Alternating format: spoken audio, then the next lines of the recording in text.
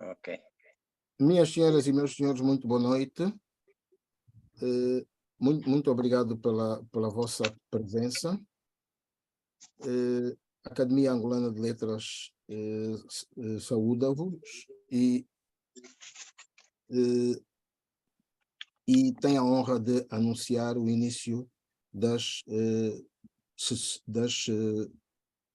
conferências do mês de fevereiro. Neste mês de fevereiro nós vamos começar com duas conferências que visam assinalar os 50 anos do assassinato de Amílcar Cabral e, sendo assim, eu vou passar já a apresentar o moderador desta semana. Tem uma interferência qualquer. Pois, há um problema aí, já baixou o som, pois.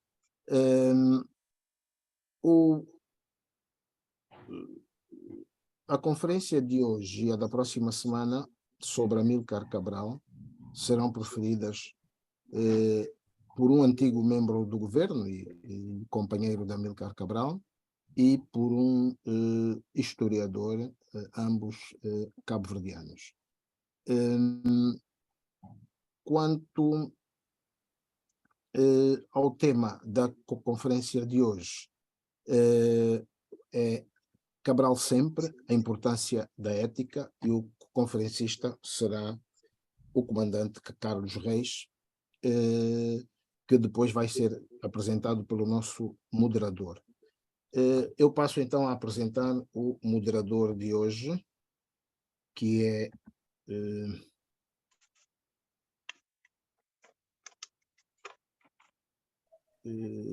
peço desculpa, que é o nosso confrade Fragata de Moraes. Eu estava aqui a tentar colocar a imagem, mas pois está sem agora sim, perfeito.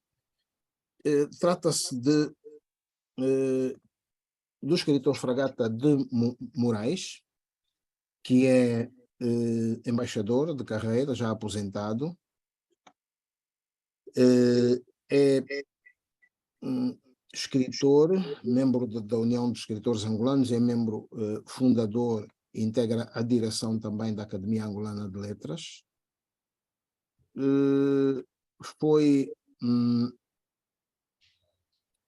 Já foi presidente da Comissão Diretiva da União dos Escritores Angolanos, foi vice-ministro da Educação e Cultura, pronto, para a área da cultura. Jornalista, ator, encenador, cineasta, estudou teatro e cinema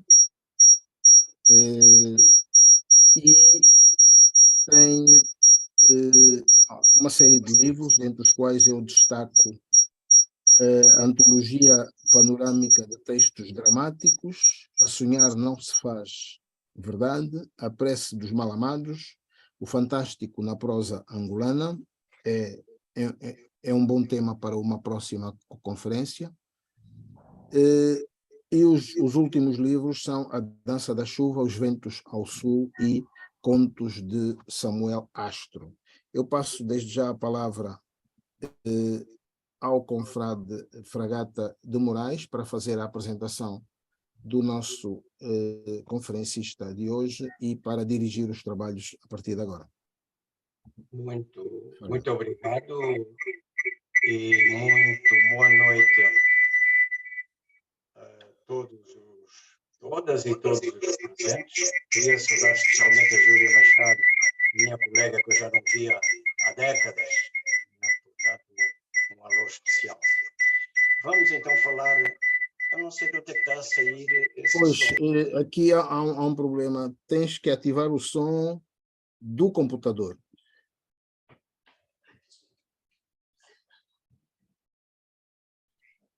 Tá? Agora está. Okay.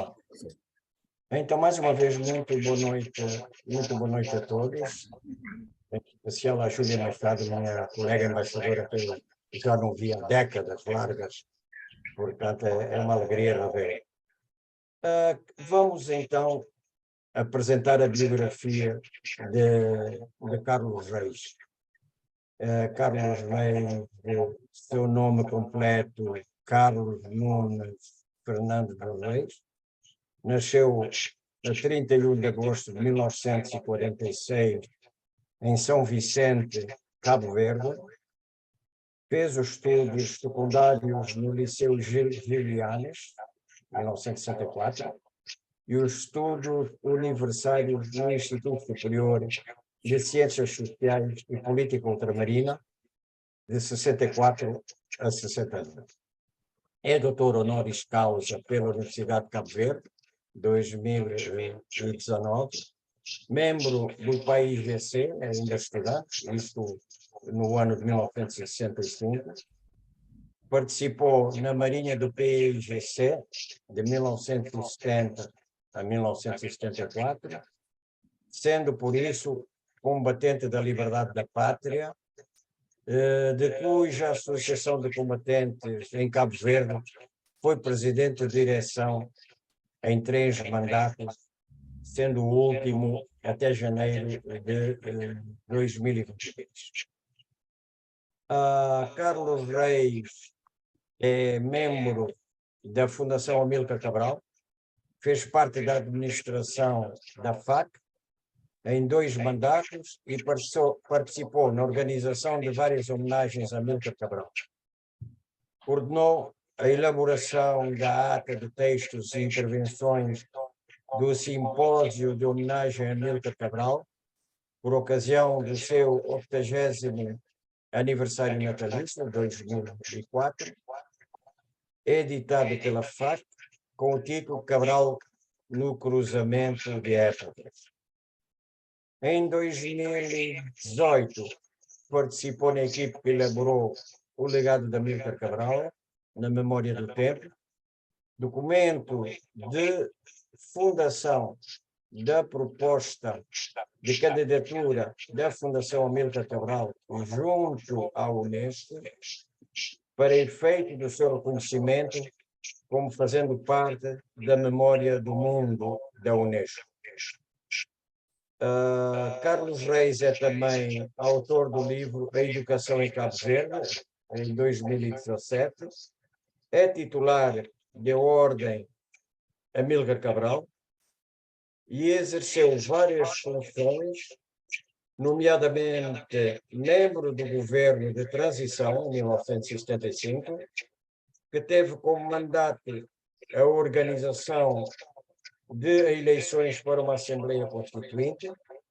Foi também deputado da primeira Assembleia Nacional Popular, foi ministro da Educação e Cultura nos anos de 75 a 1981, ministro adjunto do primeiro-ministro de 1982 a 1984, foi de igual modo embaixador de Cabo Verde em Portugal, de 1984 a 1989, e assessor dos ministros da Defesa, dos ministros da Defesa, de 2003 a 2011. Portanto, esta é a rica biografia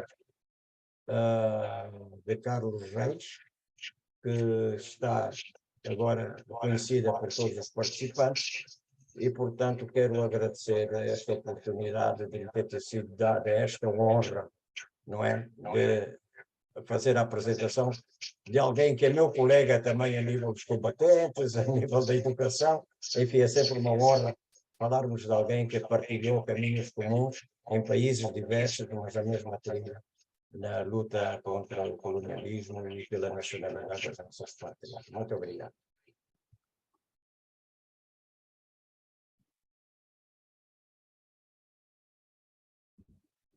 Senhor Comandante, se faz favor. Muito obrigado. Antes de mais, os meus cumprimentos à senhora embaixadora da República Popular de Angola em Cabo Verde, embaixadora Júlia Machado. Cumprimentos ao embaixador Fragata de Moraes, moderador desta conferência. Os meus agradecimentos ao Sr. Professor Paulo de Carvalho pelo convite. É um convite que me honra, por várias razões, que possivelmente explicarei no texto da minha intervenção.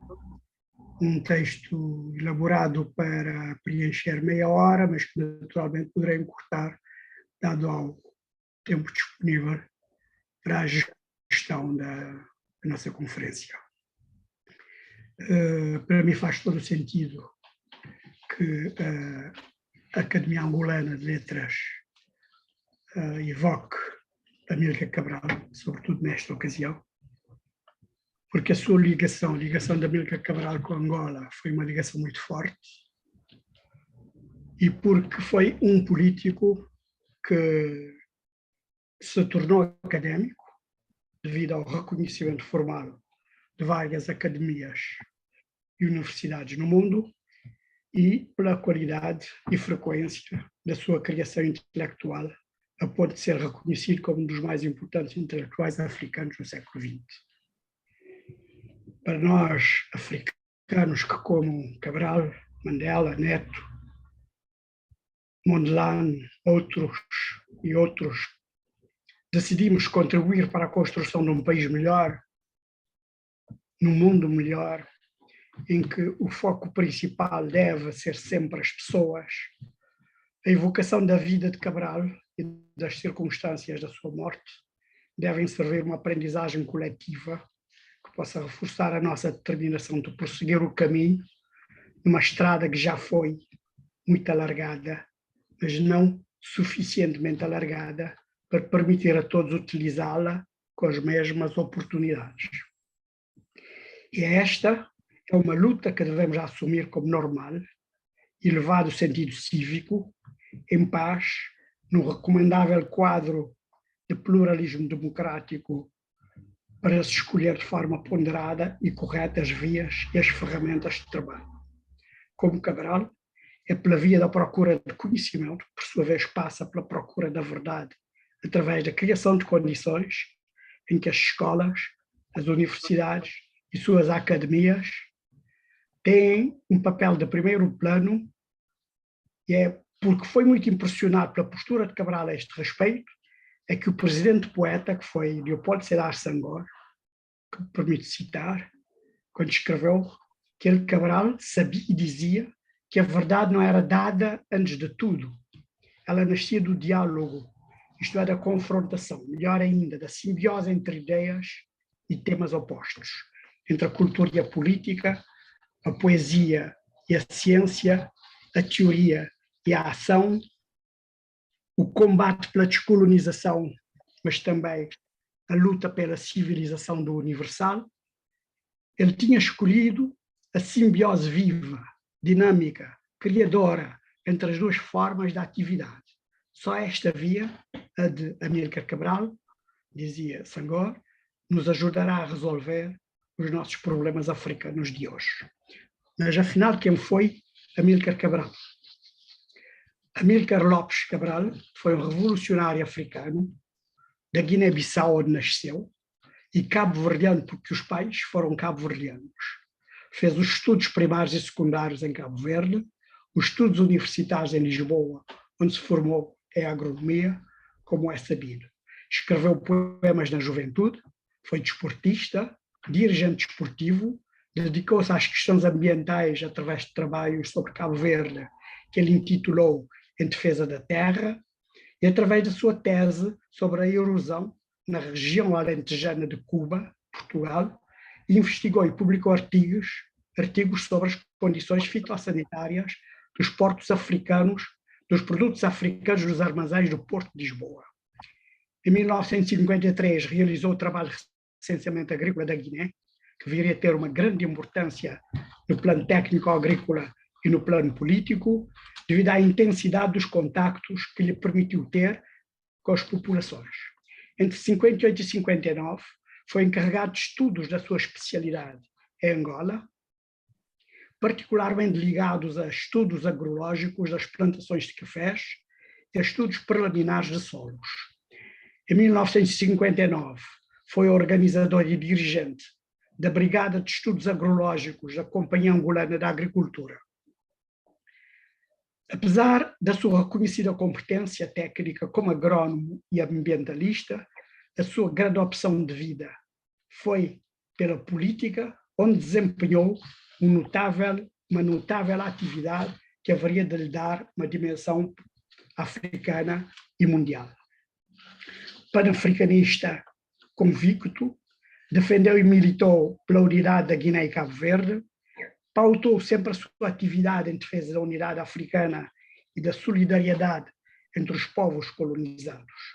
Ainda estudando agronomia, frequentou a muito conhecida Casa dos Estudantes do Império, conviveu com outros jovens provenientes das outras colónias portuguesas, como Mário de Andrade, Marcelino dos Santos, Lúcio Lara, Viriato da Cruz, Agostinho Neto, Alda do Espírito Santo, Francisco José Tenreiro e outros, com quem organizou estudos e debates sobre temas africanos e o futuro dos povos africanos, que iam da literatura e poesia africanas à organização política necessária para se iniciar a longa caminhada que haveria de ser o processo da luta de libertação nacional.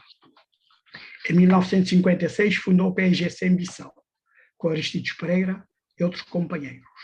Quando considerou que havia falta de condições para continuar o trabalho político de mobilização e organização do partido em Bissau, decidiu aceitar um contrato para trabalhar em Angola como engenheiro-chefe da Brigada de Estudos Agrológicos e da Sociedade Agrícola do Casquel. Em Angola encontrou seu amigo e companheiro da CEI, Viriato da Cruz, com o qual viria a dinamizar organizações de luta para a independência de Angola e a participar na elaboração de documentos para serem enviados à ONU sobre a questão colonial e o caso português, uma vez que o governo português não aceitava a existência de colónias, mas sim de províncias ultramarinas. Em 1958, assistiu como observador à primeira Conferência dos Povos Africanos em Acre e, juntamente com nacionalistas de Angola, Moçambique, Guiné e Santo Tomé, foi criado o movimento anticolonialista, MAC. Os esforços e a vitalidade de Cabral para denunciar, enviar memorandos ao governo português, chamar à razão e procurar vias possíveis de diálogo foram registados através de documentos. Com o massacre de Pindiquite em Bissau, a 3 de agosto de 59, e sobretudo com o discurso intitulado Para Angola já em força, que pode ser considerado uma autêntica declaração de guerra aos povos africanos, feita pelo então chefe do governo, Dr. António de Oliveira Salazar, e na sequência da ação desencadeada pela UPA em Luanda em fevereiro de 60, deixou de haver esperanças em possíveis soluções negociadas. O PAIGC, na Guiné, decidiu preparar-se para a luta armada, com resposta à intensificação da ocupação militar, com quartéis que passaram a ser disseminados no interior do país. A resposta portuguesa dos colonos residentes em Angola, sobretudo, e do governo colonial, não se fez esperar e foi de extrema violência. Nova vaga de mortes, desta vez realizada por colonos em Luanda e no norte de Angola, iniciando um movimento que viria a fomentar a criação das milícias para a vingança branca. Outra consequência que foi resposta à situação foi a presença militar, desta vez em larga escala, do aparelho de segurança militar e da PIDE, e o que demonstra que, infelizmente, as lições dos massacres já realizados não tinham sido ainda tiradas de forma correta. Batepá, em Santo Tomé, de 3 de fevereiro de 53, no tempo do governador Gorgulho, poderia parecer distante, mas não estava. Pindiquite, em 59, em Bissau, veio a demonstrar exatamente isso. A natureza violenta do fenómeno colonial continuava presente, tragicamente presente, repetidamente presente, sobretudo em Angola e Moçambique. A utilização dos massacres durante a Guerra Colonial foi de tal ordem que foi e continua sendo objeto de estudos e investigação feita por africanos e não africanos, insuspeitos, como o padre Adrian Hastings, em relação a Moçambique, com destaque para Viriamo, Jorge Ribeiro em relação a Inhaminga, também a Moçambique. Mais recentemente, o conhecido especialista em questões de estratégia e segurança, que é Álvaro de Vasconcelos, com a publicação dos massacres na Guerra Colonial. Amílcar Cabral compreendeu muito cedo que a natureza da luta anticolonial precisava de uma visão estratégica unida, coesa, que pudesse dividir os esforços de guerra do inimigo colonialista, visto que a guerra já tinha sido declarada pelo Dr. Salazar. Continuou aberto a negociações, mas também compreendeu que não havia alternativa à preparação para a autodefesa. E foi da autodefesa que se tratou quando se iniciou a preparação e a organização das primeiras unidades das Forças Armadas. Ele ainda não sabia, veio a saber depois, que a sua Guiné, por exemplo, território de 36 mil quilómetros quadrados de superfície, haveria de ser ocupada por quase 40 mil homens, dispondo de aviões, que também bombardeavam tabancas, que significa bombardear pessoas, vivendo em comunidades. O estratega que já era Amílcar considerou urgente a realização de atos concretos de solidariedade, sobretudo com o povo angolano, mártir e em luta, e que obrigassem a fragmentar o esforço colonial de guerra do governo salazarista. Nem a Guiné, e ainda menos Cabo Verde, reunia condições para a luta armada. A verdade é que o quartel de Tite, no sul da Guiné, foi atacado a 23 de janeiro de 1963, dando lugar ao início da luta armada na Guiné-Bissau. Ainda insatisfeito na sua vontade e na forma como encarava o dever de solidariedade dos povos africanos em conflito com a potência colonial, faz tudo para realizar uma conferência sobre a independência de Cabo Verde, ainda em 1963, em Dakar, que já acolhia uma importante comunidade cabo-verdiana.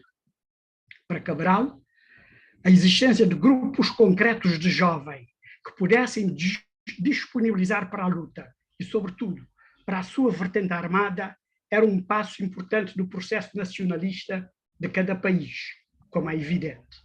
Mas também era um ato de solidariedade com os povos das outras colónias, e neste caso concreto, sobretudo com o povo angolano, que estava a ser duramente reprimido por forças militares de ocupação e criminosamente auxiliados pelas sucessivas vagas das milícias da Vingança Branca. Cabral sabia que a luta em Moçambique tinha um grande atraso, devido a problemas de liderança, e considerava fundamental a abertura de uma nova frente de luta.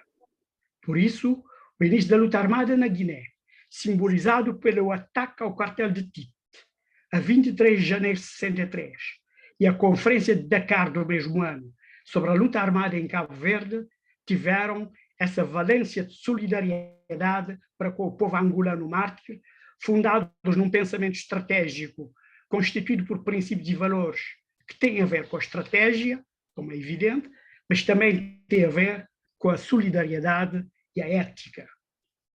Afinal, a questão colonial é, antes de tudo, uma questão ética, porque fundamenta a sua razão de ser no reconhecimento da superioridade de uma comunidade em relação a outra, que, por sua vez, leva à aceitação da dominação da comunidade considerada superior sobre outra, considerada inferior.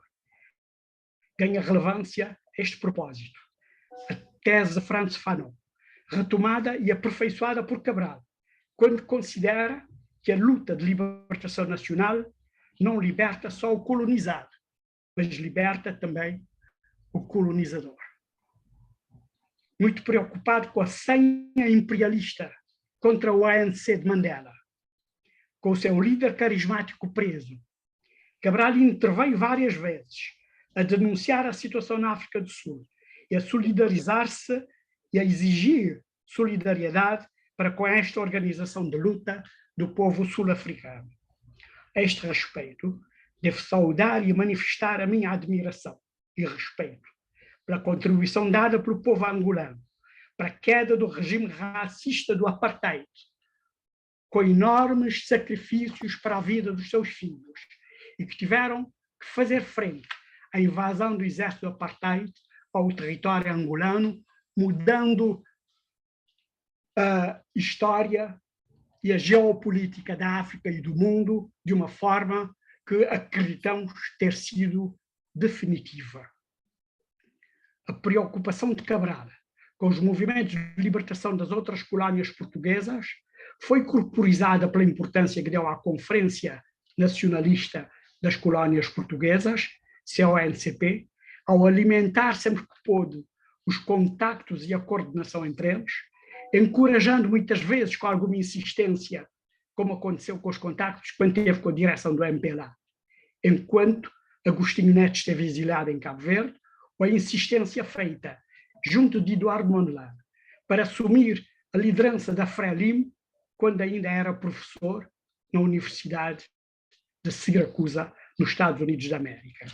A sua insistência em distinguir o povo português dos responsáveis pelo regime colonial e a importância que deu à língua portuguesa, bem como ao futuro das relações dos nossos países com Portugal e a ação por ele desenvolvida junto de organizações responsáveis dos aliados de Portugal, ou ainda o papel que teve na organização da audiência concedida pelo Papa a representantes dos 3 movimentos de libertação nacional, ajudam a compreender a natureza universal e profundamente humana da sua ação política.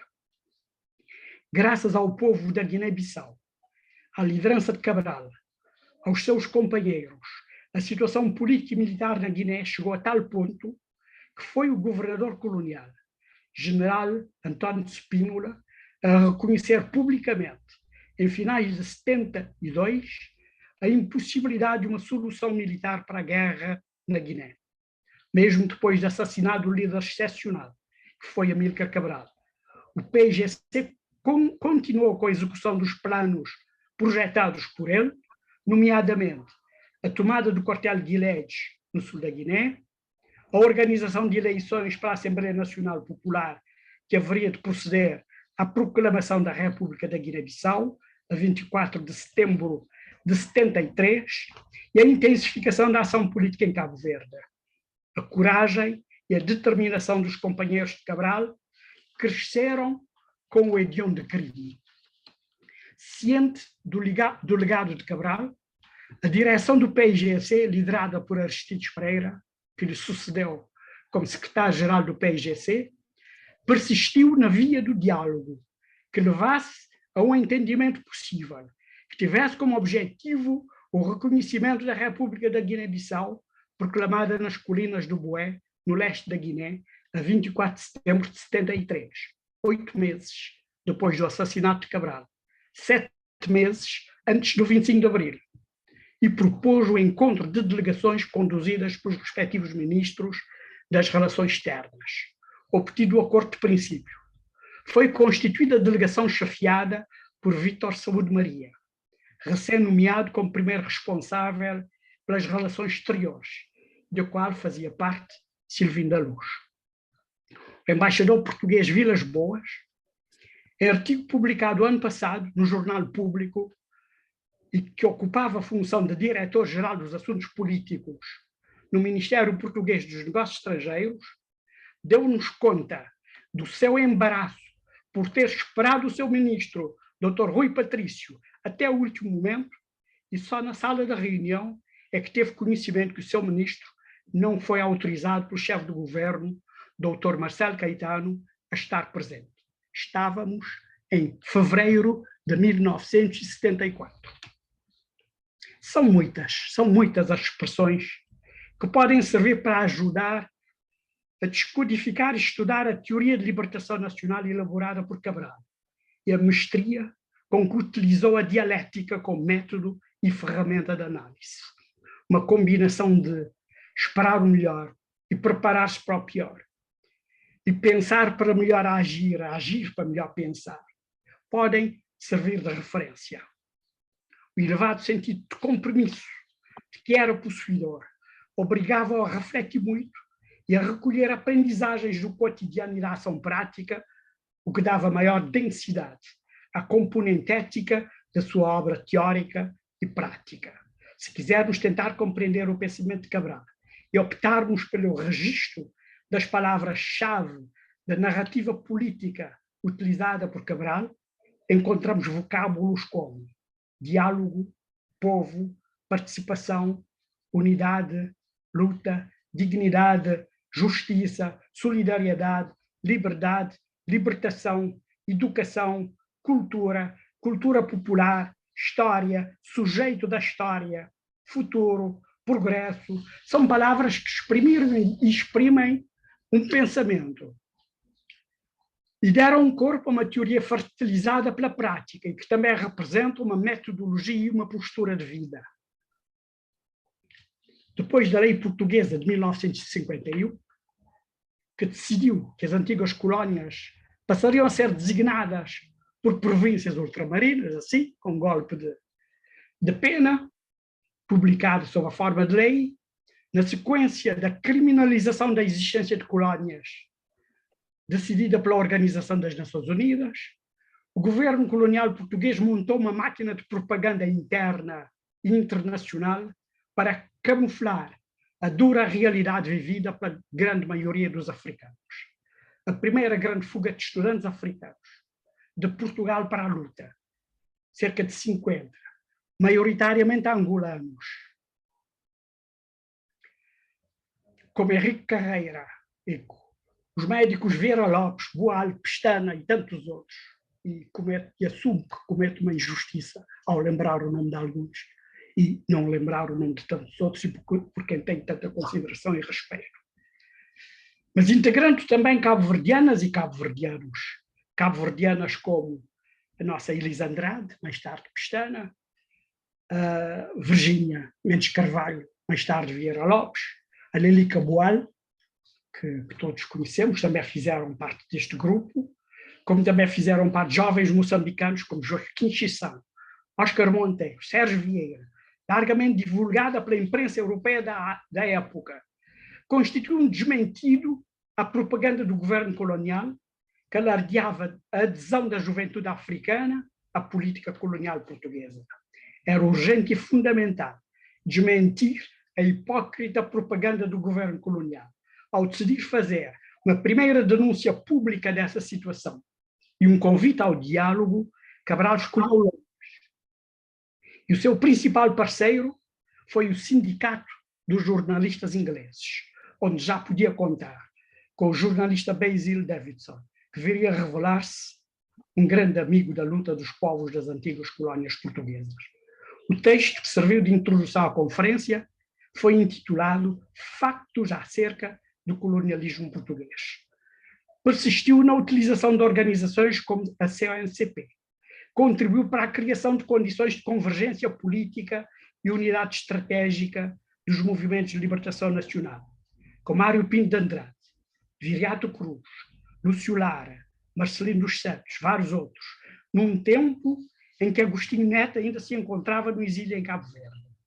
E abrimos um parêntese para fazer o registro da importância que teve para Cabo Verde a presença de um homem como Agostinho Neto, que depressa se tornou muito popular como médico e permitiu a aproximação física de um símbolo político forte, que ajudou a reforçar a resistência comum ao poder colonial, que continuava a acontecer, e que também se reforçou com a presença dos presos políticos angolanos no Tarrafal e dos presos políticos dos cabo-verdianos no campo de São Nicolau, no sul de Angola.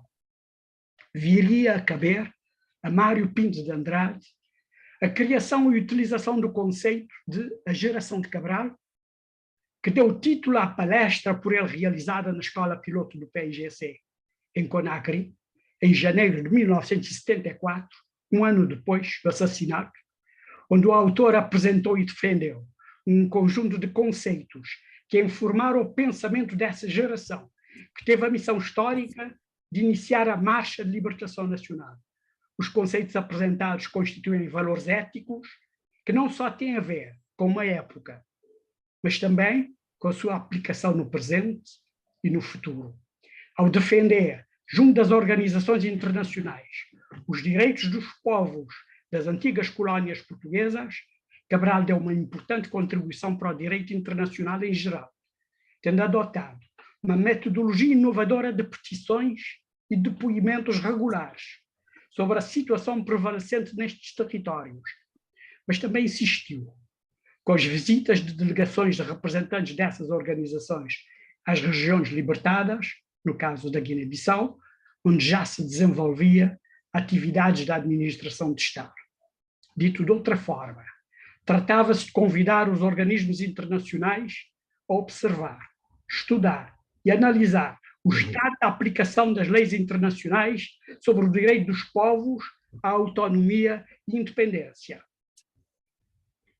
E o que levou Cabral a afirmar que, apesar de não dispor de capacetes azuis, o militante armado do movimento de libertação era, de facto, um verdadeiro soldado das Nações Unidas, a zelar pela aplicação das suas resoluções. Aproveitou ocasiões de reflexão, como, por exemplo, a morte deste outro grande africano que foi Kwame Nkrumah, em Conakry, para abordar o que designou de lições positivas e negativas da Revolução Africana.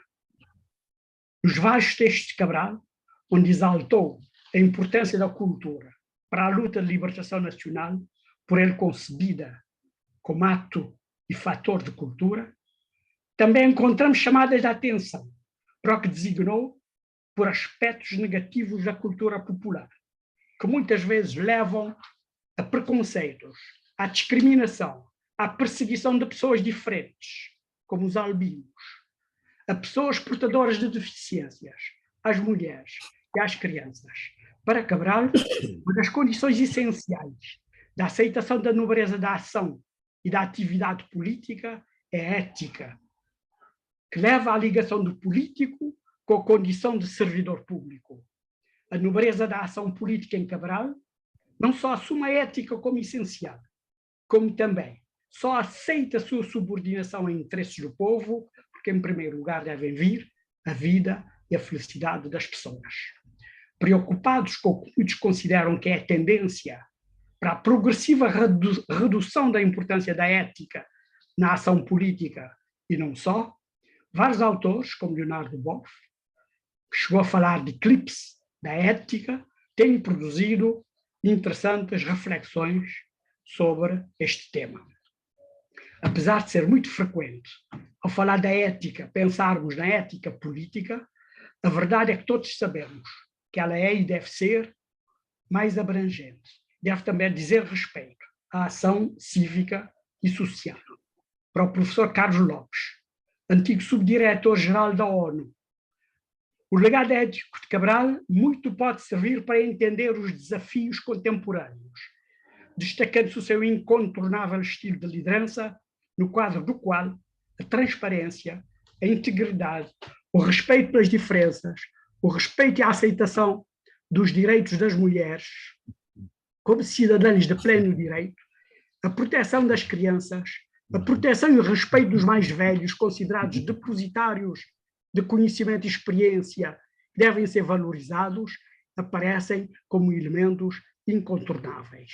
O mundo plural de hoje necessita de rever os seus conceitos éticos e morais se quiser ser mais justo. Necessita da visão de Cabral porque tem tratado as diferenças de uma forma inaceitável, relegando quase sempre as minorias e até as maiorias sem poder à marginalidade. A compreensão deste mundo e a mudança para um mundo melhor requer uma visão próxima da de Cabral, humana, mais solidária, assente na liberdade cultural e na compreensão e aceitação da diversidade. Muito obrigado pela vossa atenção. Muito obrigado, Sr. Professor, mais uma vez. Muito obrigado. Muito obrigado. Pois, eu não sei se o nosso moderador está on. Estou a ouvir. Força. Não sei se vocês têm a minha imagem, que é diferente. Pois, eu estou aqui à procura a ver se encontro. Neste momento, não. Só temos a do computador. Ah, ok. Agora estás a entrar pelo coisa. Ok. Já tem imagem. Ora, um momento só.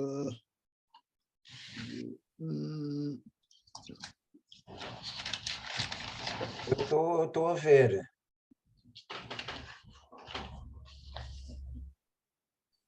Eu estou a ver a minha imagem já. aí na grelha. Já, sim, tem, não senhor. é? Sim, senhor, faz. Pronto, então eu queria agradecer ao Carlos Reis pela sua brilhante e minuciosa intervenção sobre o tema em pauta. De facto, falar de Amílcar Cabral não é fácil. Não é fácil porque é um homem com um estatuto, não é? E uma estrutura universal que ele bem frisou na sua palestra, que leva-nos a ver uma gama vasta de multifacetadas imagens que a vida de Amílcar Cabral teve. Portanto, o Carlos Reis iniciou com o percurso do Amílcar Cabral, um engenheiro agrónomo que calculou, entre outros, também o nosso país, Angola. Daí ele parte para, o Carlos Reis parte para a criação do movimento anticolonial, o MAC, e com o início da luta armada em Angola, portanto, ele frisa e bem que deixou de haver espaço para o diálogo. Aliás, foi uma coisa que o António de Oliveira Salazar sempre negou, disse que nunca falaria com os povos africanos e, aliás, nunca pôs os pés, ao que se saiba, numa das colónias africanas. Portanto, parou de haver espaço e com o início da luta armada em Angola, não é? E com as repercussões que se viram, que ocorreram também em São Tomé e Príncipe em 59 e em Bissau, em Bissau. Hoje ainda, os massacres que foram levados a cabo pelo fascismo português e pelas tropas coloniais têm uma repercussão internacional bastante grande. Nós assistimos a toda hora a vídeos, filmes sobre a guerra colonial nas televisões portuguesas. Ainda agora creio que estão a passar um, se não estou seguro, se não estou em erro, queria dizer. E, portanto, essa repercussão. Amílcar Cabral teve, em falando-se das lutas coloniais, teve uma visão unificadora dessas lutas. Portanto, as lutas que se decorriam quer em Angola, em Cabo Verde, na Frelimo também, em Moçambique, né? Portanto, lutas essas que, no fundo, como ele bem frisou, eram lutas de autodefesa, não é? Eram os povos que se defendiam da agressão. Saiu gente de outras terras que nada tinham a ver com estas terras, para vir liquidar angolanos, moçambicanos, enfim, da Guiné-Bissau e por aí fora. Em 20 de janeiro de 1963, teve no início a luta armada em Guiné-Bissau, né? E nesse momento, não é, Cabral fez uma conferência sobre o que estava a acontecer e preocupou-se permanentemente com os outros povos, com as lutas dos outros povos, nomeadamente com Nelson Mandela, que se encontrava preso em Robben Island, com a luta que o ANC levava a cabo a partir, sobretudo, de Moçambique, como aqui também de Angola, contra as forças do apartheid, contra as forças, portanto, que Angola também sofreu invasões dessas forças, exatamente por esse apoio que concedeu à Namíbia, à SWAPO e à ANC. E, portanto, o papel também que Amílcar Cabral teve e que foi preponderante na audiência que o Papa levou a cabo, concedeu aos 3 movimentos de libertação. Isso teve uma repercussão enorme a nível mundial, não é? Portugal ficou extremamente chocado, vamos assim chamar, por a maior autoridade da Igreja Católica ter recebido esses chefes da luta armada, portanto, a nível dos diversos países. Portanto, ciente do legal de Cabral, Aristides Pereira persistiu na luta, tendo obtido o encontro de princípio com Portugal em fevereiro de 1974. Isso também é bastante importante, né?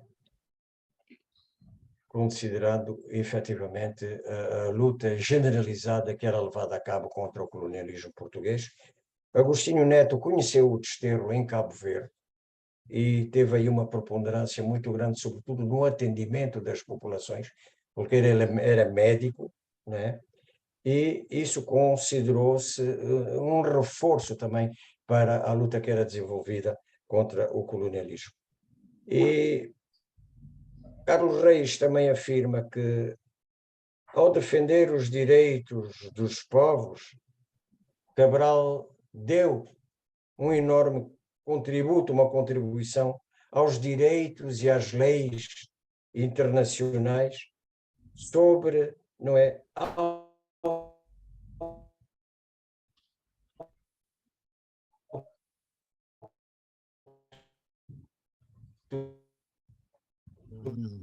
Estamos com problemas de... O nosso moderador está com um sinal fraco e então, se calhar, vamos dar a palavra...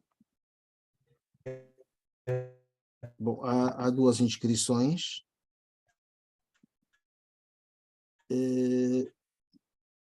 3 inscrições, mas só posso considerar 2 porque não há imagem do terceiro. Já está a imagem.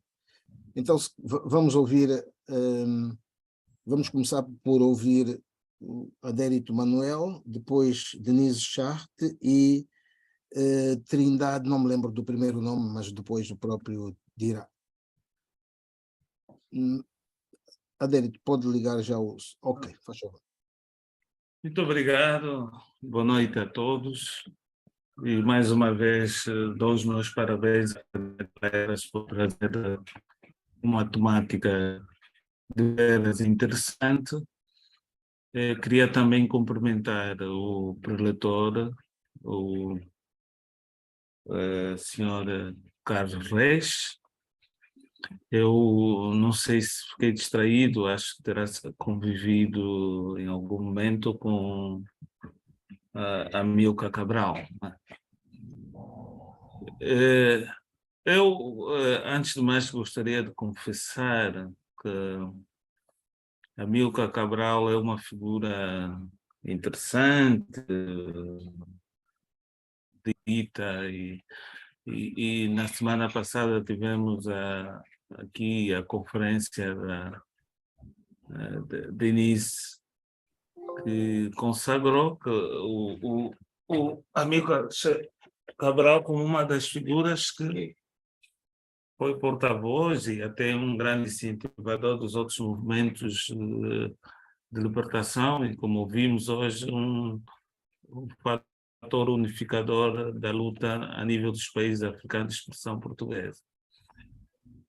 Contudo, eu não sei se é um problema de Angola, a minha primeira questão, se é um problema de Angola. Eu, por exemplo, a nível da universidade, ouvi falar do Amílcar Cabral, sim, como um dos teóricos da questão cultural na luta de libertação, mas eu lembro-me que na altura tínhamos dificuldade de encontrar até um texto do mesmo, original.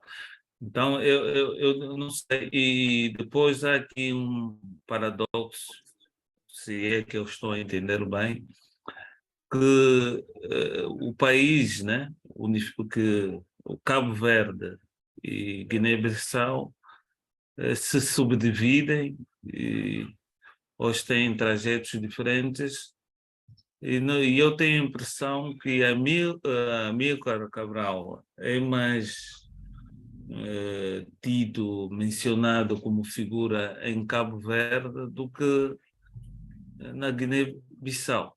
Não sei se estou errado e, se tiver, gostaria que esclarecer. Esta é uma questão. A outra, eu gostaria de saber do palestrante se considera que, de facto, o legado de Amílcar Cabral está a ser devidamente apreendido, devidamente passado. Eu admito que talvez não conheça bem a realidade dos 5 países de língua portuguesa, mas naquilo que eu noto, pelo menos aqui, não é uma figura assim, pelo menos pela nova geração, tão conhecida. Acha que o legado de Amílcar Cabral está a ser devidamente passado para as novas gerações? Há um estudo devidamente feito da figura, a sua trajetória? Eu, por exemplo, também gostaria de perceber, porque Amílcar Cabral é uma figura intelectual que lidera um movimento, inclusive do ponto de vista armado. Eu acho que ela é uma figura bastante completa para que, se calhar, ter dirigido melhor ou se chegasse à proclamação da independência. Consegue dizer algum dano, as consequências foram nefastas do facto de ele ter desaparecido antes da proclamação da independência? Portanto, talvez eu fosse colocar aqui N questões para melhor compreender essa figura que, pelo menos, eu tenho ouvido como uma figura preeminente do nosso nacionalismo, mas que, pelo menos cá em Angola, se calhar falta mais conteúdo, mais informação sobre o seu legado. Muito obrigado pela atenção. Obrigadinho. Denise Charte, por favor. Olá, boa noite. Eu acho que eu, de uma certa forma, estou a gostar muito dessas atividades da Academia Angolana de Letras, mas pronto, e dizer que eu na realidade não tenho perguntas. Gostaria aqui de intervir primeiro para felicitar o excelentíssimo Carlos Reis por esse overview, essa retrospectiva espetacular de Cabral. Para aqueles que não conheciam o seu percurso, ou então para aqueles que conheciam, mas já não se lembravam todos os detalhes, esta apresentação dele foi um voltar para trás, uma retrospectiva, uma forma de nos lembrarmos dessa pessoa espetacular que era Amílcar Cabral, e das ideias panafricanistas que ele carregava dentro da sua essência, dentro do seu coração. Há aqui um ponto que o participante da bocado, ao qual eu não me lembro muito bem do nome, ele, sua questão, mencionou que Cabral parece estar mais aceso, mais vivo em Cabo Verde do que na Guiné-Bissau. A pergunta é para o Sr. Carlos Reis, mas eu gostaria só aqui de dar um axé, como dizem os brasileiros, explicar o seguinte: a razão pela qual o Amílcar Cabral parece estar mais vivo em Cabo Verde do que na Guiné-Bissau é porque um dos problemas que o Partido Africano da Independência da Guiné-Cabo Verde teve, sobretudo já no final da luta armada, foi essa questão identitária. É que uma ala do PAIGC considerava o Amílcar Cabral cabo-verdiano, ok? Não o considerava guinense, tanto que havia muitos debates internos, muitas quesilhas internas dentro do próprio Partido Africano da Independência da Guiné-Cabo Verde, em torno dessa questão de quem eram os verdadeiros guineenses e aqueles que eram chamados guineenses postiços, não é? E pode-se assim dizer que Cabral, durante toda a sua existência, fundamentou muito essa questão da união, essa questão de não olharmos para,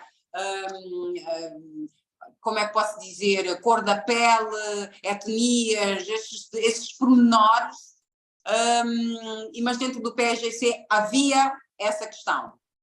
E foi por haver essa questão que depois do assassinato de Cabral e depois do golpe de Estado de 80, aos poucos a liderança do PSGC, do João Nino Vieira, fez tudo por tudo para apagar a presença de Cabral da história da Guiné. Eu sou guinense, a minha tribo costuma dizer, eu sou manjaco, os manjacos costumam dizer, o Gindungo não é, a verdade não é Gindungo, portanto tem que ser dita, ok? Portanto o senhor que participou há bocado e colocou a questão, depois o senhor Carlos Reis vai desenvolver, que é a pessoa mais apropriada para falar no tema do que eu não estive na luta armada, mas acompanhei desde sempre e tenho acompanhado aquilo que é o desenvolvimento socioeconómico e político da Guiné-Bissau e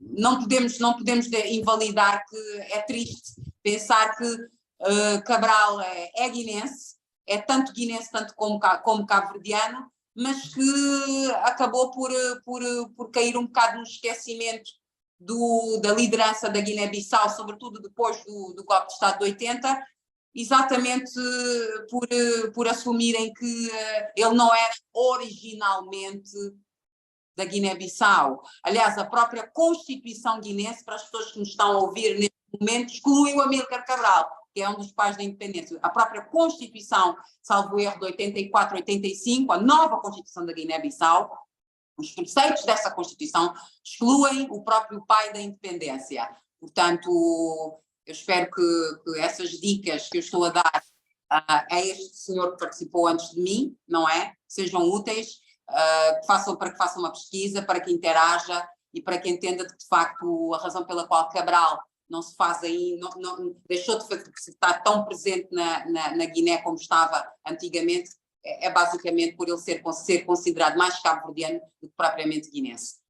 Só para terminar aqui, que eu vejo que o Dr. Paulo de Carvalho deve estar aqui a contar os meus minutos, só para terminar, excelentíssimo Sr. Carlos Reis, é um prazer ouvi-lo, é um prazer e é uma honra tê-lo aqui, como é que posso dizer, a interagir connosco dessa forma tão natural e mostrar de facto que aquilo que a Guiné foi, aquilo que a Guiné representou.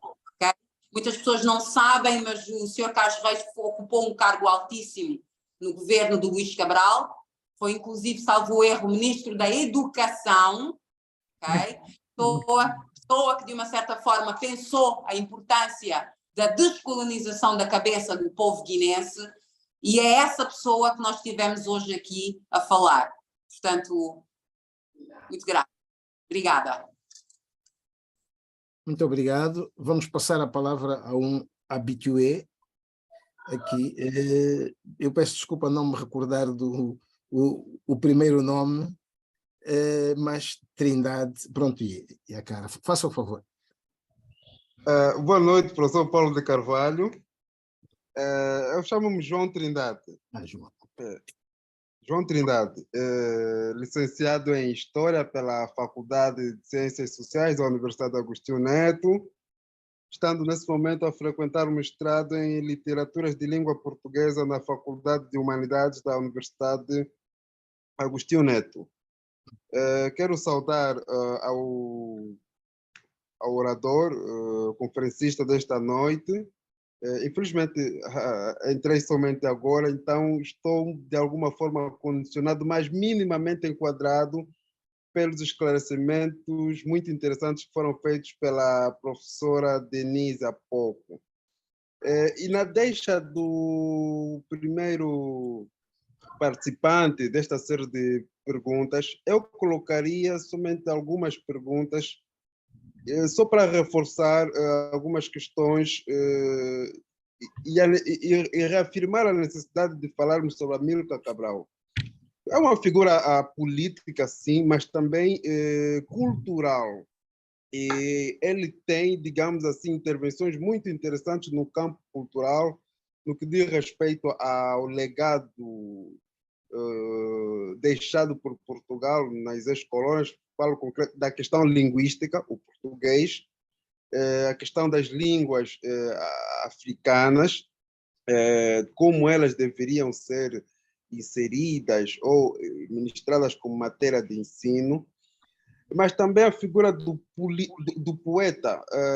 Parece-me, fiquei com essa impressão, não tenho a certeza, mas fiquei com essa impressão ouvindo as notas, a síntese feita pelo apresentador ou moderador, que essa figura do poeta não terá sido, digamos assim, destacada ao longo da apresentação feita pelo nosso conferencista. Daí a minha pergunta, se o poeta, neste caso Amílcar Cabral, tem sido suficientemente estudado.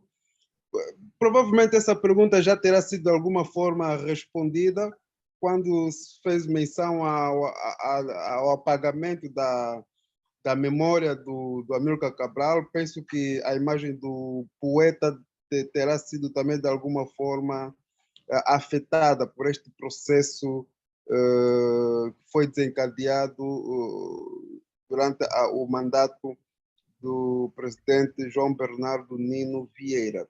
E também queria saber se, de facto, existe uma instituição que preserva a memória do Amílcar Cabral. Eu não tenho, infelizmente, informação se existe, digamos assim, uma fundação, um instituto que tem, digamos assim, essa responsabilidade de preservar a memória, seja do político, como líder militar, e também do poeta intelectual. Muito obrigado e parabéns pela brilhante conferência que penso ter sido a que apresentou. Muito obrigado. Vamos ouvir mais uma intervenção. Não sei se o Fragata está online. Estou a ouvir, estou a ouvir. Então podes continuar a dirigir a sessão. Há mais um inscrito. Não sei se vocês me estão a ver. Creio que não. Não, a ver não, só estamos a ouvir. Mas podes dirigir. Então vamos passar a palavra ao senhor Apolinário Mendes de Carvalho. Não é Mendes de Carvalho de Catete, é guineense. Muito boa noite. Boa noite, faz favor. Espero que me estão a me ouvir. Se faz favor, boa noite. Efetivamente, sou Apolinário Mendes de Carvalho, sou embaixador da Guiné-Bissau em Angola. Sim, perfeito. Recebi com muita satisfação o convite para poder acompanhar essa conferência e agradeço ao embaixador Fragata de Moraes que me fez chegar esse convite. Começo por agradecer à Academia Angolana de Letras por essa iniciativa de nos permitir revisitar Cabral, uma das maiores personalidades africanas do século XX, e os vários índices de liderança mundial consideraram Cabral como uma das maiores personalidades enquanto líderes mundiais. Portanto, nós não estamos a falar de uma coisa qualquer.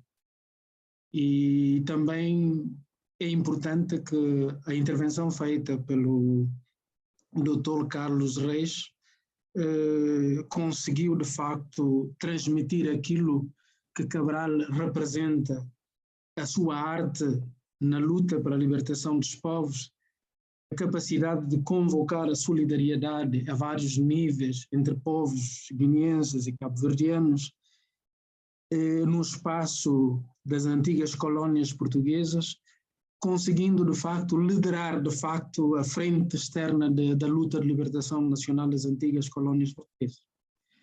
Portanto, Cabral teve uma contribuição importantíssima, que não se esgota em pequenas intervenções que nós acompanhamos aqui em termos de reações. É falso que em Cabo Verde tenha havido mais atenção para Amílcar Cabral do que na Guiné-Bissau. O que existe em Cabo Verde é, de facto, a fundação criada pelo Pedro Pires, que tem tido uma participação, uma contribuição muito importante em relação ao legado da Amílcar Cabral. Se nós vamos fazer uma análise muito rigorosa da luta de libertação nacional, vamos encontrar resistência contra Cabral em Cabo Verde durante muito tempo, enquanto na Guiné não existia. Depois, é falso de que o Nino Vieira fez tudo para apagar a memória da Amílcar Cabral. O que nós constatamos na Guiné-Bissau, em Cabo Verde e muitos outros países, é de facto as pessoas estão a estudar muito pouco Amílcar Cabral. Contrariamente ao que acontece fora do espaço da lusofonia, em que nós vamos à África do Sul, vamos encontrar Amílcar Cabral a ser estudado no partido ANC, nas instituições acadêmicas, em várias partes do mundo. Cabral são obras de doutoramento, etc. O que acontece pouco nos nossos países. De modo que é importante a vossa iniciativa chamar a atenção que, de facto, nós temos grandes referências, nós temos grandes contribuições teóricas para a luta de libertação e autodeterminação dos povos, que até hoje de facto, merece referência. Também chamaram a atenção em relação a Marco de Andrade, que teve a sua contribuição, que muitas das vezes esquecida. É fundamental que esses espaços acadêmicos consigam, pelo menos, voltar a colocar no nosso cotidiano, na nossa reflexão, aquilo que o passado, aquilo que a nossa trajetória histórica nos deu de melhor, permitindo com que esses instrumentos, essas ferramentas, sejam utilizadas naquilo que são o percurso atual das nossas sociedades. Porque essa memória coletiva é fundamental. Portanto, mais uma vez, para vos dizer obrigado, não vou entrar aqui em grandes discussões e debates sobre essa questão, que eu poderia também dar uma contribuição. Eu sou doutorado em Ciência Política na especialidade de Relações Internacionais. Amílcar Cabral faz parte de um componente fundamental do meu livro sobre a política externa da Guiné-Bissau, face aos novos paradigmas das relações internacionais. Portanto, tudo o que se referiu da ação externa de Cabral, desde a ONCP até as Nações Unidas, é a figura que mais esteve presente na 4ª Comissão das Nações Unidas, falando em nome das colónias, antigas colónias portuguesas, para não referenciar a sua participação no Intercontinental, em vários espaços importantes, em que de facto levava não só a Guiné-Bissau e Cabo Verde, mas sim levava também os outros países. E é visível a presença da Amílcar Cabral a fazer essas pontes. E essas pontes tiveram reflexo mesmo durante o processo de proclamação das independências, quando a Guiné-Bissau, que o PSC entrou em Bissau passado alguns meses, já tinha projetado as suas forças para vir lutar em Angola. Portanto, isso tudo não acontece por acaso. Havia todo um trabalho feito de Amílcar Cabral que foi continuado. Portanto, penso que o que nós devemos fazer, de facto, é estudar com mais atenção aquilo que Amílcar Cabral representa. Fiquei um pouco constrangido quando um acadêmico angolano diz que, do tempo que nós estávamos na universidade, queríamos conhecer mais, mas não tínhamos acesso a nada. Portanto, acho que isso resume tudo o que foi dito hoje aqui. É preciso fazer alguma coisa para que, de facto, se possa ter acesso àquilo que é uma contribuição singular, uma contribuição de grande referência que o espaço da lusofonia, as antigas colónias portuguesas, deu à África e deu ao mundo. Obrigado. Muito obrigado, Sr. Embaixador. Eu, pois, peço desculpa, de facto o seu nome dizia-me alguma coisa De manhã o confrade Fragata falou-me de si, disse-me que eu tinha convidado. Sim, senhor, muito obrigado. Vamos então passar a palavra ao nosso conferencista, comandante Carlos Reis, por favor. Doutor Paulo. Comandante, por favor. Está alguém a chamar, a procurar intervir, professor Paulo? Diga. Não. Não, há uma pessoa inscrita, mas a seguir. Está bem. Pronto. Por favor. Bom, se me permitem, começo por pedir desculpas ao Sr. Embaixador da Guiné-Bissau não ter cumprimentado desde o início, não sabia que estivesse presente. Só vi o nome da Sra. Embaixadora Júlia Machado, de modo que aproveito para o cumprimentar e saudar a presença do representante de um país irmão e, naturalmente, o que me conforta e dizer que é uma honra poder contar com a sua presença.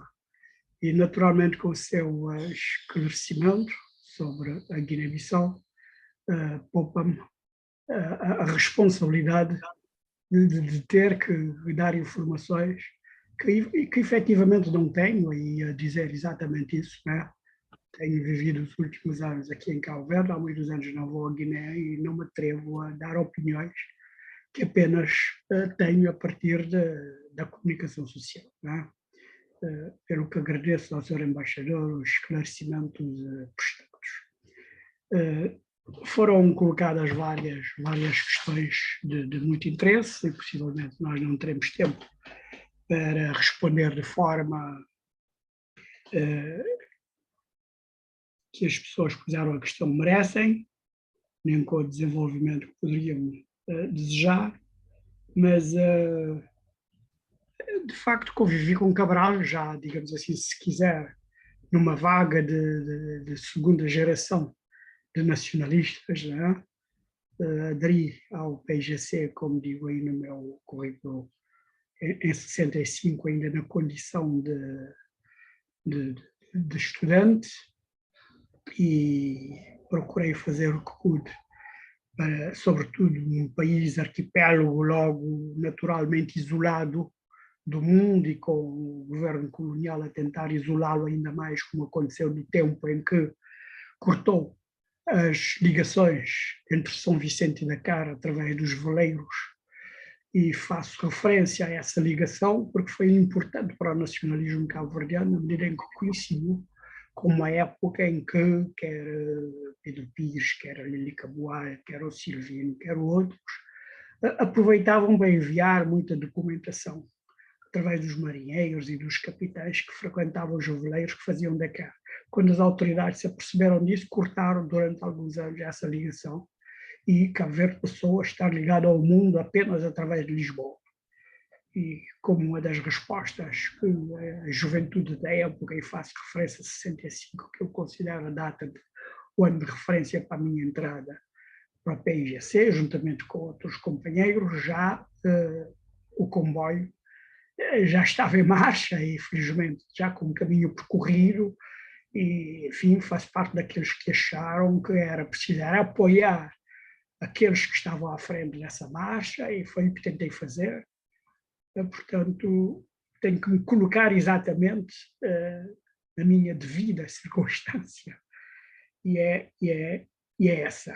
Tive a honra de, creio que por razões de acaso, representar a Organização Clandestina de Estudantes em Portugal, que me deu o privilégio de conhecer e ter um primeiro contacto com Amílcar Cabral ainda em 68. De facto, são loucuras que só se faz quando se tem 20 anos, 20 e poucos anos. E a verdade é que vim a Alger, encontrei-me com Amílcar, de facto já tinha uma ideia, na verdade, a minha admiração pelo líder já era grande, senão não estaria exatamente nesse processo, e devo dizer que não fez senão aumentar à medida que o foi conhecendo, quer pela forma, na verdade, como lidava com as pessoas, a forma como se relacionou comigo, das poucas vezes que estivemos juntos, porque, naturalmente, o jovem de 20 e tal anos chega a um movimento que tinha tanta gente por atender, tanto que fazer, não deveria, na verdade, ter, mas procurei fazer, desempenhar as minhas tarefas na medida do possível. Estive presente em várias reuniões presididas por ele, E são reuniões onde tive a oportunidade de aprender muito, né? Fui testemunha também de algo que já ouvia dizer, por exemplo, quando ouvia dizer que Cabral tinha preocupação de conhecer os nomes de todos os combatentes para que, quando visitasse as frentes, pudesse falar com eles, tratando-os pelo nome próprio. Pode parecer apenas algo ligeiro e de pequena importância, mas que atribui a maior importância. Quando chega um telegrama para me informar do nascimento da minha primeira filha, não deixo que ninguém entregasse o telegrama e fez questão de ser ele pessoalmente a ir entregar-me o telegrama que me informava do nascimento da minha primeira filha, isso em outubro de 1970. São pequenas coisas, aí eu poderia acrescentar mais uma série de pequenas coisas, mas que dão a dimensão humana do grande líder, que efetivamente que conseguia ter intervenções extraordinárias que agitaram e mudaram o mundo, e conseguia ter sensibilidade humana suficiente para as pequenas coisas e achar que tinha a obrigação de decorar os nomes dos combatentes quando fosse visitar uma frente de trabalho, uma frente de combate, para os tratar do seu nome. E acho isso extraordinário. E a dimensão, digamos assim, pessoal e humana do líder acaba por, efetivamente, por convencer qualquer um que convive com ele. De Alger, voltei a Portugal, naturalmente com a possibilidade, podia ser preso, podia ser denunciado por alguma pista ou mesmo por denúncia de alguém que pudesse ter conhecimento. De Portugal ainda consegui ir a Cabo Verde, estive uns meses em Cabo Verde, por acaso consegui ser professor ainda durante o ano letivo. Depois voltei outra vez a Portugal e saí, ficando depois na luta, na verdade, passei por Boé, para a escola piloto, e depois, mais tempo, como foi dito, na Marinha. Tive depois, pelas tarefas que foi dado, e foram tarefas que foram sendo diferentes ao longo do tempo, tive mais contactos com Aristides Pereira, por força das suas próprias funções, na época, mas mantenho hoje a admiração pessoal que me foi dado pelas vezes em que tive o privilégio de estar com o Amílcar Cabral, como, por exemplo, e destaco aqui, na verdade, a lembrança que tive da vez em que ele me integrou na delegação junto de uma das sessões da organização da Comissão de Descolonização, presidida por Ahmed Salim,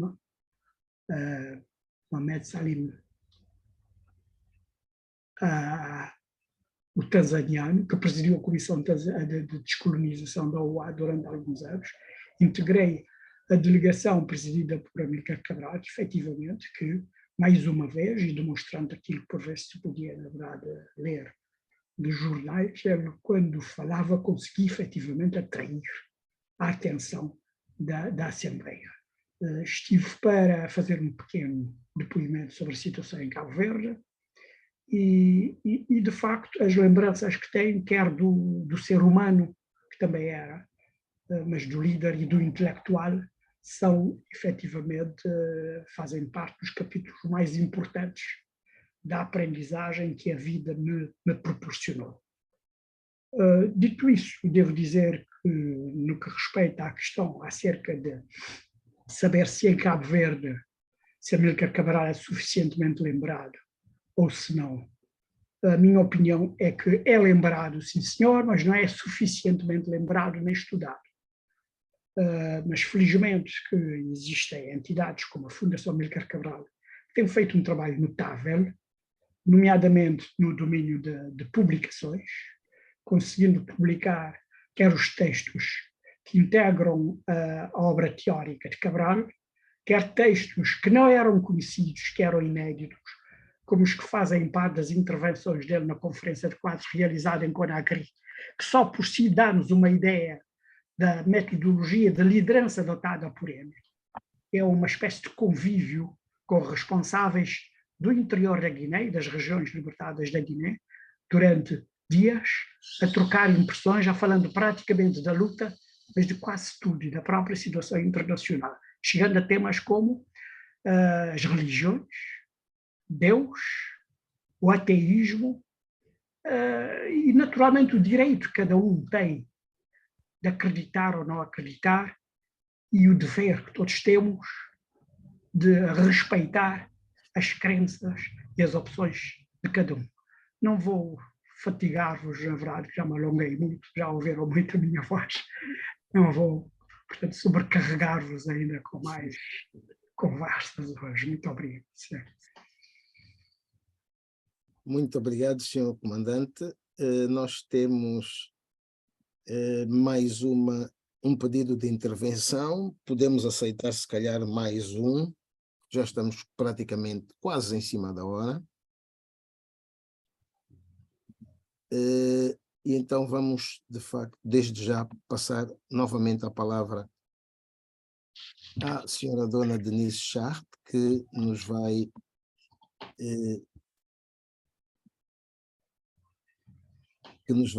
fazer a sua voz pela segunda vez, por favor. Excelentíssima, obrigada. Esta pequena intervenção vem mesmo para saudar o meu embaixador, que eu não conhecia, excelentíssimo senhor Apolinário. Eu não tive o prazer de interagir com o embaixador da Guiné-Bissau, e agora a Academia Angolana de Letras proporciona-me a oportunidade de saudar, e não posso deixar de dizer que estou satisfeita por saber que temos um embaixador que se interessa a questões literárias, a questões culturais e desenvolvimento da intelectualidade em África de uma forma geral. Prestei muita atenção a todos os pontos e vibro em saber que é uma pessoa especializada da área de ciências políticas, porque eu acho que faz todo um sentido num país como o nosso, como o da Guiné-Bissau, temos cada vez mais especialistas nessa área, certo? Política, geopolítica e geoestratégia, e que é um amante de Amílcar Cabral, ao ponto que lê e investiga sobre ele.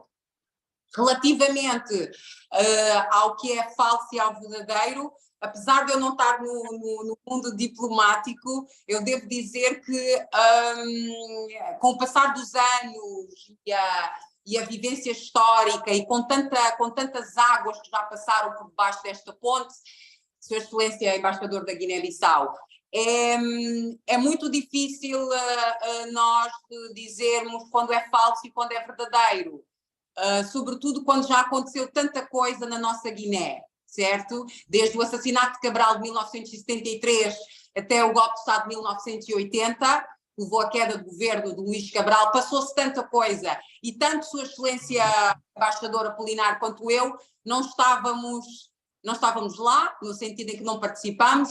Nós não somos testemunha viva daquilo que aconteceu, ok? Porque não participámos, não estávamos no governo, então não estamos em posicionamento de dizer falso ou verdadeiro. Mas eu gostaria aqui de não é uma pergunta, mas é um ponto de análise. Se o falecido senhor João Nino Vieira não tentou apagar a história de Cabral e a presença de Cabral na Guiné-Bissau, então a que se deveu a mudança da Constituição? Porque é que a Guiné tem uma Constituição que exclui, se formos ver bem, exclui até o próprio pai da independência, Amílcar Cabral. Um ponto de análise, não é preciso resposta, um ponto de análise. Segundo, se João Nuno Vieira não trabalhou para apagar a imagem de Cabral, a história de Cabral, aquilo que ele acreditava, por que é que se deu o golpe de Estado de 1980? Porque o que muitas pessoas têm que entender sobre Cabral é que ele acreditava numa união, ele vibrava pela união da Guiné-Cabo Verde, ele vibrava pela união dos povos africanos acima de tudo, independente dos grupos étnicos, conceitos tribais, independente da cor de pele, independente da dicção do português, ou independente se virem da Taveira, da Tabanca ou se vieram da cidade. Então, qualquer líder da Guiné-Bissau que de alguma forma não compactue com os princípios de união nacional, ok?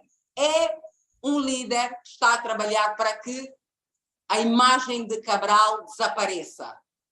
Agora, todo líder da Guiné-Bissau que luta ou que pretende lutar por essas questões identitárias, fazer com que nós passemos a identificar-nos todos como um povo, um coração, uma nação, este líder sim está a lutar pela imagem de Cabral.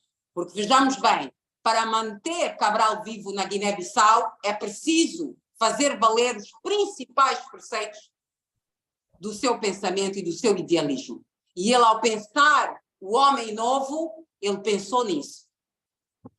É só um abraço a todos, boa continuação. Excelentíssimo senhor embaixador, um prazer, e não sei se chegou recentemente a Luanda, as boas-vindas. Obrigada. Muito obrigado. Bom, o senhor embaixador Apolinário Mendes Carvalho está a pedir a palavra. Bom, será já a última intervenção antes de fecharmos. Uma intervenção breve, por favor, senhor embaixador. Agradeço mais uma vez a oportunidade de voltar a fazer uso da palavra. Não era a minha intenção, mas primeiro para dizer que estou em Angola desde abril. Apresentei as cartas em novembro do ano passado. Eu era embaixador em Bruxelas, mas estou aqui já desde abril. Portanto, estamos a fazer o nosso trabalho. Para responder penso que é a doutora Denise, eu penso que os elementos que ela apresenta como, digamos, indicadores para nós considerarmos que Cabral está a ter tido em consideração ou não, eu acho que não são suficientes. É preciso, de facto, um estudo um pouco mais profundo para saber como é que Cabral está enraizado no povo da Guiné-Bissau, o que não acontecia mesmo em Cabo Verde.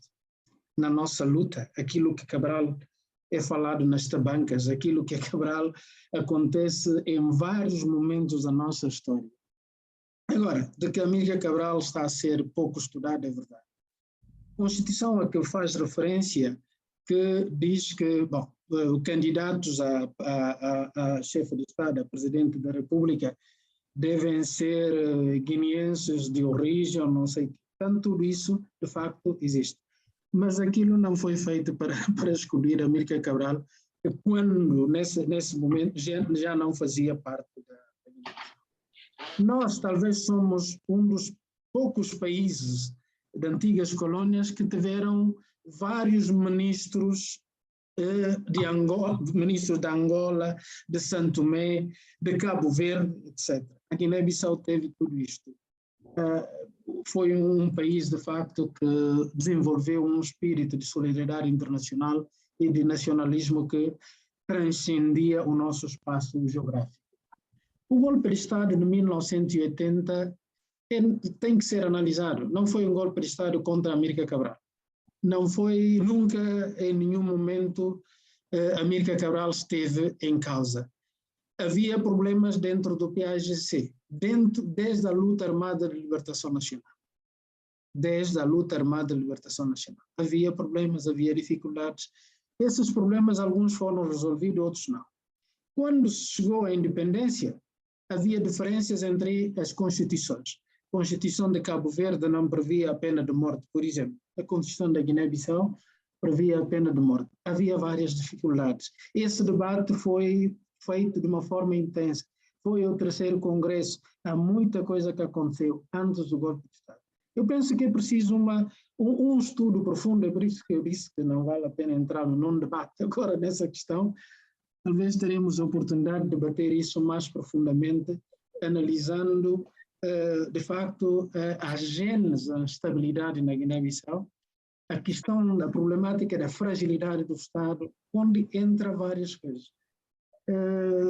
Hoje nós podemos analisar e dizer o golpe de Estado de 1980 trouxe alguma coisa boa ou não trouxe nada de bom. Há várias coisas que podem ser analisadas. Do ponto de vista acadêmico, pode-se colocar um rol de questões e depois procurar algumas respostas em relação a isso. Quando eu disse que é falso, porque nunca na Guiné-Bissau houve, de facto, uma ação contra Amílcar Cabral, nem da parte do Nino Vera, que se considera um dos filhos de Amílcar Cabral. Agora, o que aconteceu, de facto, é que Amílcar Cabral foi pouco a pouco para o esquecimento. Mesmo a escola de formação política do PAGC acabou por se fechar. Quando se começou a liberalização econômica, etc. e tudo, toda essa situação afetou a superestrutura política do país, criando situações diferenciadas. Em Cabo Verde também havia resistência a Amílcar Cabral. É preciso estudar isso. Há muita gente que dizia que também Cabral não é cabo-verdiano, que há outros cabo-verdianos que representam mais enquanto pais e fundadores da nacionalidade cabo-verdiana do que Amílcar Cabral. Esse debate existe lá. O senhor Carlos Reis sabe desse debate. Portanto, nós verificamos que, ultimamente, com o PAICV no poder, com a criação da Fundação Amílcar Cabral, muita coisa foi conseguida. Há uma espécie de resgate da Amílcar Cabral, até tanto, digamos, muitas coleções que estavam, de livros que estavam com a Fundação Mário Soares, que depois foram, de facto, entregues à Fundação Amílcar Cabral em Cabo Verde. Portanto, há todo um trabalho. Nós temos que aceitar historicamente que nós não soubemos valorizar Cabral. Nós não soubemos estudar Cabral. Hoje, por vezes, eu sinto que os anglófonos estudam mais Cabral do que nós. É essa a questão. Mas eu digo que é bom nós podermos ter outras oportunidades de debater seriamente essa questão e não, de facto, se ancorar em pequenas referências para dizer de que é essa a razão. Obrigado. Muito obrigado, Sr. Professor, permite dizer duas coisas. Sim. Vamos passar já a palavra. Faça o favor. Duas coisas. Comandante, por favor. A primeira, pedir desculpas por não ter ratificado a tempo, esqueci-me um bocado de ratificar uma informação que de facto não é rigorosa, que eu tenha sido membro do governo Luís Cabral, porque fui ministro da Educação aqui em Cabo Verde, não fui membro do governo na Guiné-Bissau. É apenas um pequeno esclarecimento. A segunda coisa que eu queria dizer, é lembrar uma questão teórica que poderá ser importante no que respeita à contribuição teórica de Cabral para os estudos dos movimentos de libertação nacional e para as teorias de libertação nacional, lembrar a contribuição de um intelectual, não me lembro agora, exatamente o quadro das várias manifestações que têm acontecido, evocando a figura de Cabral como intelectual, lembrar-vos daquilo que alguém considerou que é o homem da defesa das identidades múltiplas. E creio que isso tem relevância hoje para a compreensão da atualidade e para a contribuição que Cabral eventualmente poderá ter dado para a compreensão dos problemas da atualidade, quando esse mesmo intelectual que faz lembrar a contribuição de Cabral diz, quase que a contrapor-se à teoria dos nacionalismos e das identidades assassinas, de que Amin Maalouf é um estudioso profundo e que denuncia, não é? Portanto, o nacionalismo em Cabral, a teoria das identidades e a sua ligação com o movimento de libertação é uma teoria das identidades múltiplas. E creio que vem a propósito das intervenções que acabamos de ouvir e que ajuda a ter presente, e creio que a contribuição, uma das muitas dimensões teóricas da contribuição de Amílcar Cabral para a compreensão da atualidade, e que pode ajudar, de facto, a perceber porque é que também somos daqueles que defendem a atualidade do pensamento de Amílcar Cabral. Muito obrigado. Muito obrigado, Sr. Comandante. Agradecemos a presença e a intervenção de todos. Deixa-me ver se o nosso moderador está on. Fragata, estás aí? Para fechar?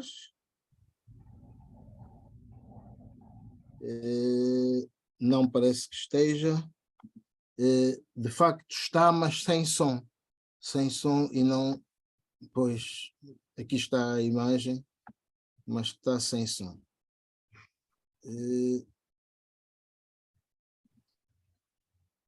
Deixa-me...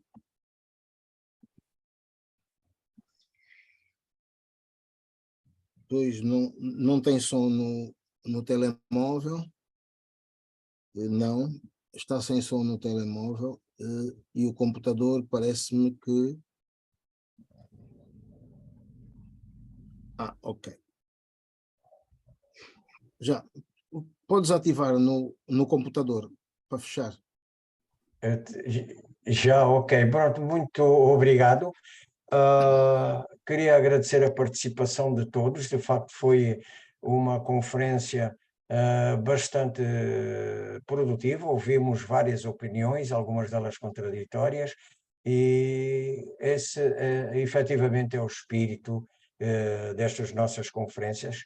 E queria saudar todos os que participaram e desejar-vos que estejam de volta na nossa próxima conferência. Dito isto, passo a palavra ao nosso Paulo Carvalho para proceder ao encerramento, então, da conferência. Muito obrigado, caro confrade, embaixador Fragata de Moraes. Agradecemos por mais esta moderação. Agradecemos ao seu comandante Carlos Reis, ministro Carlos Reis, pela disponibilidade, pela pronta disponibilidade. Não o conhecia, mas respondeu imediatamente ao pedido de forma positiva. Ora, queremos agradecer também a presença dos senhores embaixadora Júlia Machado, o embaixador Apolinário Mendes de Carvalho, o embaixador Frederico Cardoso. Eu penso que em termos de embaixadores estamos conversados. Pronto, e agradecemos também aos nossos confrades da Academia Angolana de Letras pela presença e pela participação. Agradecemos a uma série de habitués, Artur da Costa, Adérito Manuel, João Fernando André, Carlos Pedro e alguns mais, a nossa confreira Inocência Mata, o secretário-geral da Academia António Quino, que, enfim, não pôde ligar, não conseguiu ligar o vídeo. Muito obrigado a todos. Vou então anunciar a nossa conferência da próxima semana. Na sequência desta, nós teremos conosco, na próxima quinta-feira, o Dr. Daniel Pereira, historiador, que nos vai falar sobre o pensamento de Amílcar Cabral, mais concretamente sobre a atualidade do pensamento de Cabral, sob moderação do escritor, embaixador e confrade Fragata de Moraes. Então, muito obrigado a cada uma e a cada um pela presença. Até à próxima quinta-feira. Muito obrigado.